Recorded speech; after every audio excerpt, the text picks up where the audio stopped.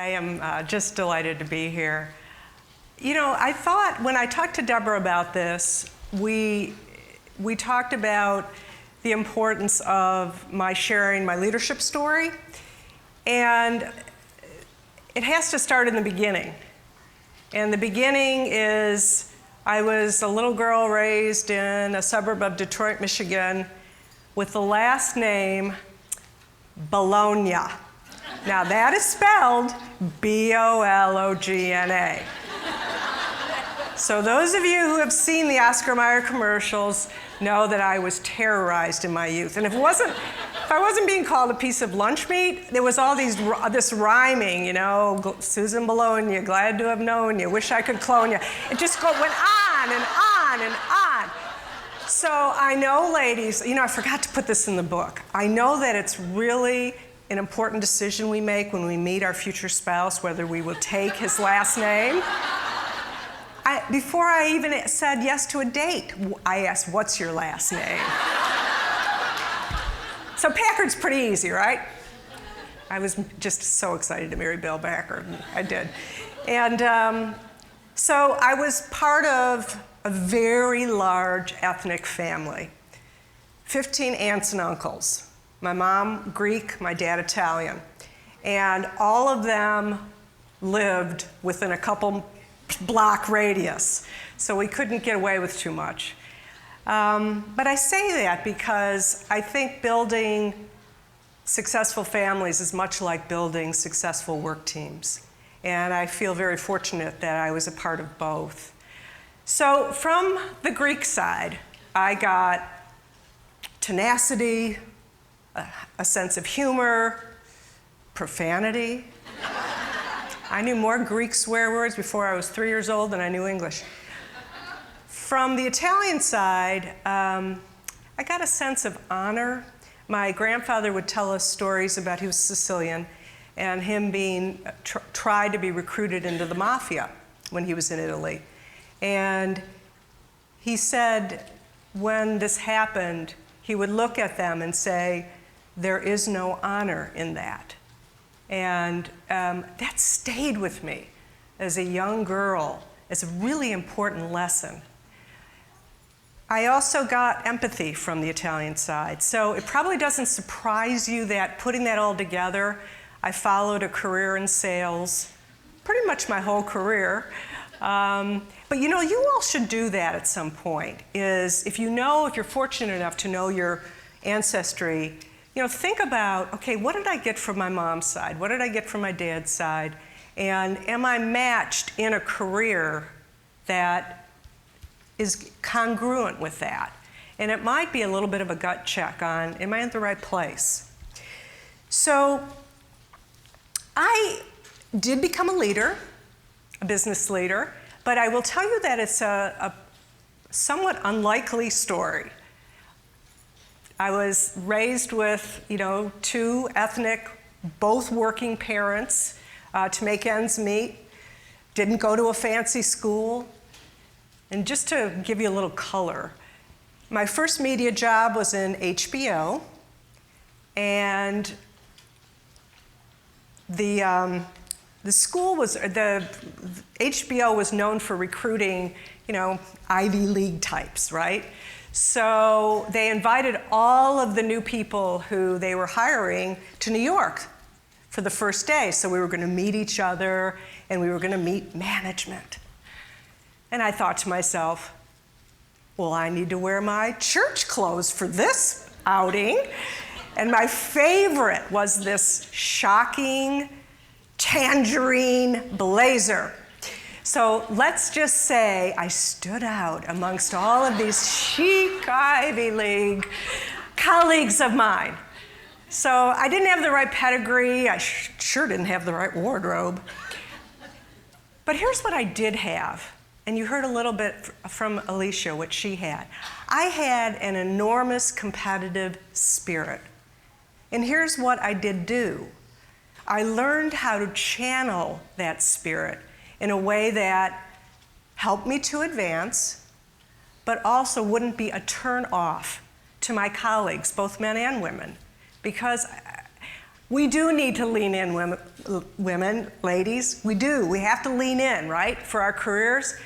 But how we do it, I think we need to do it with some finesse so that we can foster the collegiality that we need in the workplace to help us advance. So that's the foundation of my book, New Rules of the Game, is about. The reason I wrote this book is a girlfriend of mine who wrote some business books said, you know, Susan, you might want to think about writing about your story because it's kind of an interesting one. And so I stood back and I said, well, what were the qualities? How did I get, in that level, get to that level of advancement? And it occurred to me it was this overall strategy that I was using, which I call gamesmanship. And it's a way to find comfort in expressing your competitive spirit outwardly. Because for women, and I've coached and mentored women all my career, one of the hardest things we have is we don't mind being competitive with self, right? Self-mastery, also known as perfectionism, which needs its own book. But competing outwardly with others in the workplace is harder for us. So the book is about that. And, men enter the workplace. I didn't grow up playing sports. That was not my generation. So all these little boys play sports. I come into the workplace as an adult woman, and they have all these repetitions with winning and losing that I don't have. And so they act differently than I do. And sometimes I think it's rude. Sometimes I think it's an affront. I don't know what it all means. But what I've learned is that for men, winning, losing, no hard feelings is how they compete. For women, winning, which is a great idea, but in reality doesn't happen that often. And when it doesn't happen, there can be hard feelings. So how do you bridge that? And that's what the book's about. I'm going to share a few of the strategies. There are 10 in the time we have. And they're my story, but I also want to mention that I interviewed a dozen CEOs, mostly women, but a few men, and they're in this book as well. So remember that the idea is it's a big playing field called the workplace. And there's lots of men and women running around on it, some of whom can really help you to advance. And I think for women, too often, we're in a situation where we're so focused on our work product and our boss, our supervisor, we miss the bigger picture of what the workplace looks like and how it can help us. It's more than just my boss who can help me. There's lots of people that can help you to advance. And that's one of the most important things when you start thinking about this idea called gamesmanship. So one of the first rule is something I call conditioning.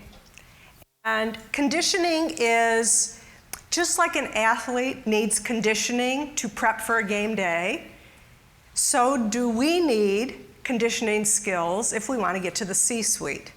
And I mentioned several of them in this chapter.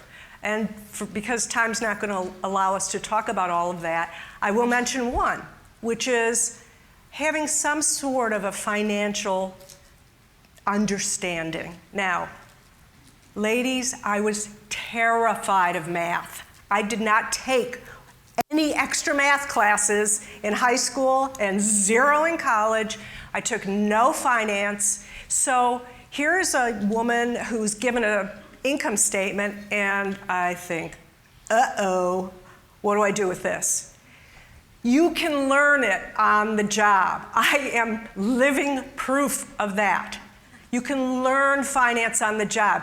It's a language, right? It's a language of business. And there's just really a few fundamental things you need to learn. But if you want to go into the C-suite, I strongly urge you to go to a community college class, do something if you don't have any of that background, because you will find yourself in a lot of conversations about your financial statements. And again, what you really need is a good CFO, but you do need to have a little bit of knowledge. Okay, rule number 2 is composure. Now, composure is how we carry ourselves and how we communicate. I have noticed something that happens, and I'm working one-on-one with women now, that they do this thing that I call tough face. Now, tough face is you're very professional, you're very serious. You want to take this, this meeting by storm, and you're going to prove yourself. And so you're scowling the whole time. You don't realize you're doing it. But if you look in the mirror, which you need to do, you will see that your natural facial expression may not be a smile, it may be a scowl. And I would strongly recommend welcoming smiles, ladies, always. Make yourself accessible to your colleagues. Make yourself human to your colleagues. And even if that requires you to have to think about it, think before you walk in, put a smile on your face. How we carry ourselves is an important part of how we advance. And the other part of composure is language. Now, McKinsey did a study, and women say an average of 20,000 words a day, and men say an average of 7,000 words a day. And we wonder why there's a communication gap. I noticed this right away because, as I was working side by side with men, they would I could not, if I had a sentence that was more than 7 words, they went somewhere else. And, actually, I think this is a good one for men. If you're in business, time is always your enemy. And so think about ways that you can communicate in a concise way, with clarity. This is another one you can learn. Trust me, I learned it. If I wanted to walk into a meeting and control a meeting, and when I say control, I wanted to win my point in a meeting, I would think in advance of, what is it I'm trying to say here? And I would rehearse it in my mind. You can role play things in your mind. It's a good idea to do it, especially when it comes to important meetings. And you can crystallize in your mind what it is you're trying to communicate, and you can have very impactful communication. But composure is very important, and in the book, I talk about a number of ways for us as women. We are expressive beings, and that's great. We are emotive beings, and that's great. But sometimes if you don't have enough sleep, or you're not eating properly, or things like that, it can make a big difference in terms of how composed you are coming to work. So I talk about that in the book. Okay, there's a chapter I call Playing Offense. Now, playing offense, if you're an athlete, is scoring points for your team. And the same is true in business. It means, how do you move your company forward or your organization forward? It might be new deals you bring in, new products, new services, new partnerships. All of these things are moving your organization forward. And these kinds of activities are the most efficient way for you to get into the C-suite if that is what your goal is. Those kinds of offensive activities are the ways that you're going to get into the C-suite most quickly. Now, to move your company forward and to get these things, you have to ask. We always have to ask if we want to receive. So whether that means an increased budget, more people, better technology, closing a deal, better compensation, we have to ask. Now here's where this tricky nuance of men and women comes into play. How we ask as women requires some finesse. So if you want to be successful, I learned this from an employee of mine. I learned how to do this from her, and this is what happened. Let me back up. I had the great fun job of having to assign offices and cubes to everybody in the organization. If you're ever asked to do that, you just say no, because there is no winning in that situation. So that was finished, and I got a knock on my door, and it was a woman named Robin. And she said, I'd like to talk to you about why I got a cube rather than an office. I said, go for it. And first of all, she was extremely respectful. No whining, no, why did Johnny get an office and I didn't? Every argument was for the greater good of the company. She said things like, you know, I'm going to be training people. It's going to be very noisy for those around me.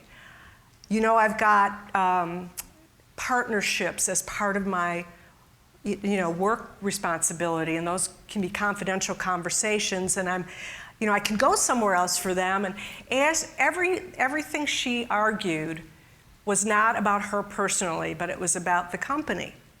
And so, of course, I gave her an office. I learned from that experience how important it is to ask in a certain way that doesn't sound self-seeking, but that is about the better good of your team, your organization. I know these things seem really fundamental, but at least for me, these are a lot of things I learned on the job that helped me to be successful. Playing offense. So this is something I labeled it in the book, being artfully assertive. Artfully assertive. So I want to tell you a story about a husband and wife, and you can tell me whether you think she was being artfully assertive. Husband and wife wanted to take a drive in the country on a Sunday afternoon. And the husband was this high-powered CEO, and she said, sure, let's do that. So they start driving, and he notices that they're very low on gas. So they stop. And he gets out and he starts, filling the gas tank, and she gets out. And she makes a beeline to this gentleman who is standing several feet away, working at the gas station. And they talk, and then they both get back in the car, and the husband looks at her and says, what was that about? And she said, I know him. I used to date him in high school. And the husband looks at her and says, I know what you're thinking. You're thinking you're really glad you married me, a high-powered CEO, and not some gas station attendant. And she said, no, I'm thinking if I'd married him, he'd be a high-powered CEO, and you'd be a gas station attendant.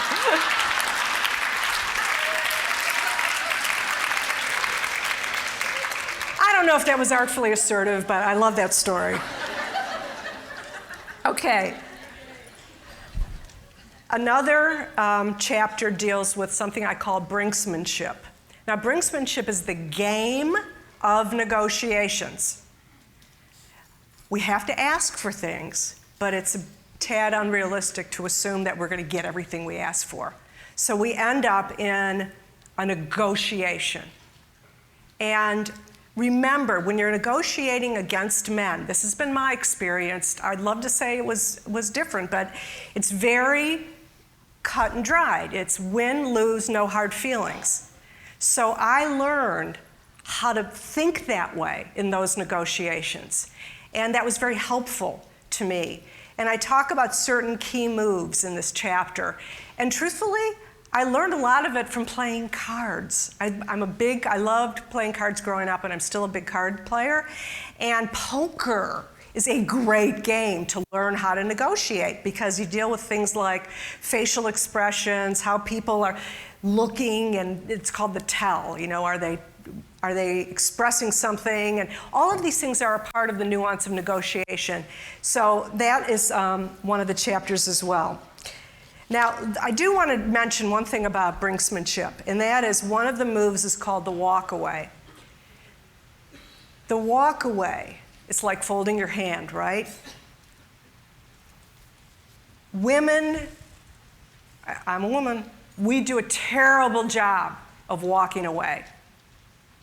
And so what we end up doing is negotiating against ourselves. And this is especially true with things like compensation, promotions. So there's a story in this book by a woman I interviewed, Ronnie Hagen, and she talks about compensation and what she did when she was offered something that what she didn't feel. Ooh, I'm gonna read it, let me just read it. It's not that long. Okay, she says, I was recruited to a position and the company made me an offer that was below what I thought I was worth. I told them they had a wonderful company, but I would not be interested in the salary range they offered. I then offered to give them some less experienced candidates who might be interested in that pay level. In less than 2 hours, they came back with a much richer offer. The biggest negotiating leverage you ever have is to be able to walk away. Now, she was very inspirational to me. And what I learned when I started to negotiate my compensation was get all the data, know what people on the outside are making, call headhunters, find out what's my job pay, because in that will be men as well as women. And that's where you need to balance the scales. So think about all of those things, because they're really important for us and for our progress and advancement. The next chapter is called Fan Clubs, and this is really the crux of the book. Too many women I've worked with think their work product is 100% of what they're bringing to the office, and that is not true. Yes, you have to have an excellent work product, but your relationships and interrelationships and your network of people that you build in your organization are going to be as important to you as you move along in career. And the fact is, the data supports it. They keep doing this research. Success and likability are positively correlated for men, negatively correlated for women. So as we advance, there's more and more tension around, will I continue to have a network? Will I be liked? And you need this network for advancement. So I talk about in the book a number of ways for you to build your fan club. And they're things I did, and they're really, and hopefully you're doing many of them now. But for example, if you're working on a project and maybe you don't have expertise in a certain part of it, think about someone in the organization that you've been impressed with, that does a good job, that would know this area, and reach out to them and work with them. And have, it's a collective product then, which is great for you and for that person. Also, ask to be on cross-functional teams, task forces. Get outside the four walls of your department so that you can learn what else is going on in your organization. Take lateral moves. Ladies, you know what? It's not a ladder anymore. It's a jungle gym. So moving laterally is actually skills building, and every CEO I've met is a composite of skills. So these are, your career is a marathon. It's not a sprint. So think about all of those things. How are we doing on time? Oh, I have to jump to emotional maturity, which I'm not very mature today. I feel like jumping to it. The most important part of the book for middle and for folks who maybe are not in the very beginning has to do with emotional maturity. And this is where we move from being a manager to a leader. I have 3 chapters, it's part 2, and I deal with things like good sportsmanship, grit. And grit, I'm going to share a very personal, something that happened to me this week. I was in Iowa talking to a number of young women, college students. And in the grit chapter, I talk about a situation when I was early in my career and I was assaulted in a hotel room. And it was dicey for me to write about it and certainly to talk about it. And I never had talked about it before in all the speaking I'm doing around for my book. And I was absolutely amazed after I was finished, because I have a whole page on safety tips. Be safe. Push, and then if these things happen, figure out how you can, get help to push through them. That's what grit is. That's what resilience is. I had several young women come up to me. I was just in the courts, and he was convicted. I had to leave this job a year ago because my boss was sexually assaulting me. I was speechless. There is a lot more going on in society today than any of us, I'll speak for me, has realized. But grit, if you have the resilience and you have certain steps to get you through, you can get through and you can be successful. And I think I'll close with that because I know we're running out of time. And just to say that, I am regretfully one of the few women who made it to the C-suite of a large publicly traded company. I feel like I had the fortunate circumstance to essentially navigate my career the way I wanted to. When it was time for me to leave the COO role, I left. I can only hope that this book, these kinds of lovely events that Deborah and her team have thrown, give you the confidence and the inspiration and the strategies to help you be able to navigate your career too. So thank you very much.